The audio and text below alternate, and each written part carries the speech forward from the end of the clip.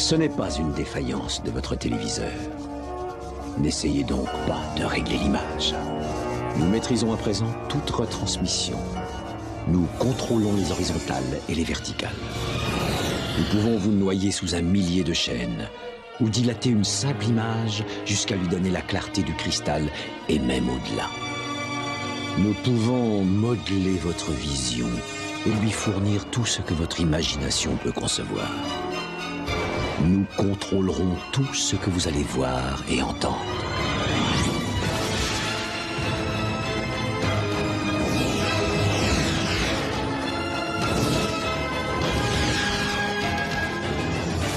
Nous partagerons les angoisses et les mystères qui gisent dans les plus profonds abysses, au-delà du réel.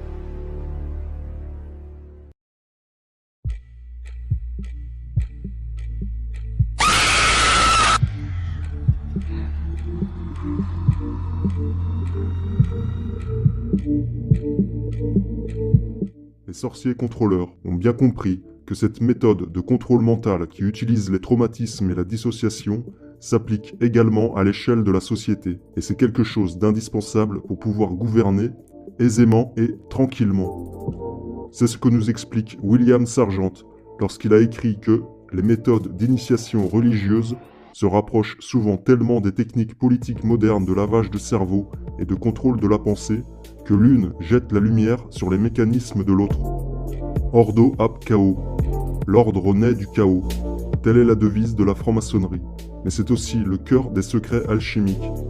Cette formule peut être à la fois utilisée pour réaliser la perfection du côté du bien comme du côté du mal. Pour la plupart des francs-maçons, c'est avant tout une notion de développement personnel, un travail consistant à vaincre le monstre intérieur, semeur de chaos, les forces obscures du mental et de l'ego, qu'il faut combattre et transcender pour retrouver l'ordre divin. En alchimie, les deux opérations les plus importantes sont dissoudre, le chaos, et coaguler, ordo, l'ordre. La dissolution signifie la décomposition des éléments. Vient ensuite la coagulation, qui consiste à solidifier l'élément dissous dans un nouvel état, un nouvel ordre. Nous constatons aujourd'hui que cette formule maçonnique, Ordo ab chaos, cette œuvre alchimique de décomposition et de recomposition, est appliquée consciencieusement dans les programmes de contrôle mental, qu'ils soient à l'échelle individuelle ou collective. Actuellement, l'Ordo ab chaos n'est pas appliqué dans une dynamique d'élévation spirituelle, mais dans une dynamique de contrôle total, bien que cette situation serve paradoxalement à créer une élévation spirituelle d'un petit nombre. Le contrôle mental des masses passe par le déclenchement d'une dissociation, le chaos social, où l'individu ne s'identifie plus à lui-même, il devient la société en elle-même. Exemple, les mouvements « Je suis Charlie » ou « Je suis Paris » suite à des actes de terrorisme. Cette dissociation sociale est provoquée par toute une série de déstabilisations de la société, créant les conditions idéales pour instaurer un nouvel ordre, une nouvelle structure sociétale. C'est la théorie de la tabula rasa de Kurt Lewin, de Eric Trist et de bien d'autres. Le lavage de cerveau d'un individu passe par l'effacement, la dissolution de sa personnalité originelle pour installer ensuite un nouveau système interne. Il en est de même pour le peuple.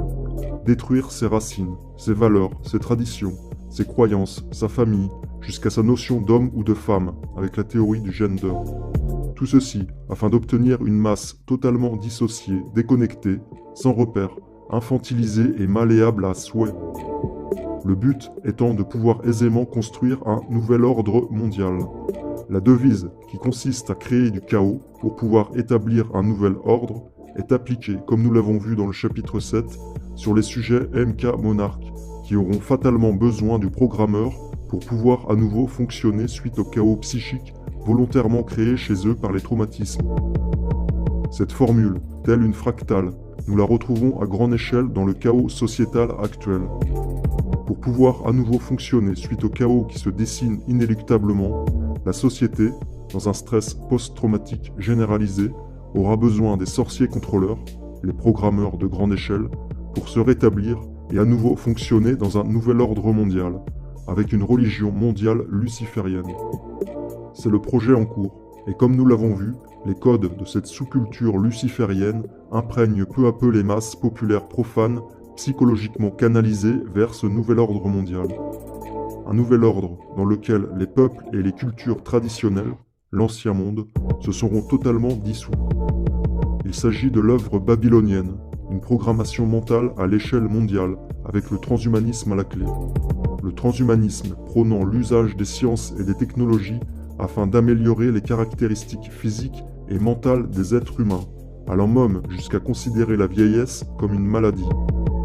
Nous sommes là, dans la continuité du projet visant à déifier lucifériquement l'homme.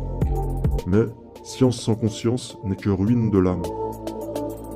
En 1736, Andrew Michael Ramsay a tenu un célèbre discours, connu comme le discours de Ramsay, à la loge Saint-Thomas de Paris.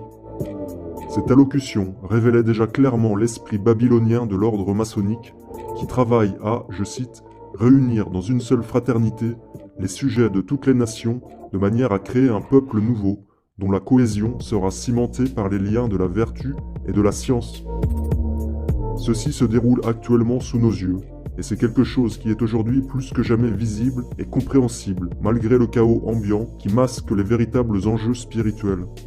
Nous sommes nés et nous baignons dans cette matrice à tel point que nous n'en discernons même pas les tenants et les aboutissants. Il existe donc un véritable combat entre deux étendards, le combat de la cité terrestre contre la cité céleste, entre Babylone, la cité de Satan, et Jérusalem, la cité de Jésus-Christ, le monde du péché contre le monde de la grâce. Il va sans dire qu'un choix est à faire face à cette situation.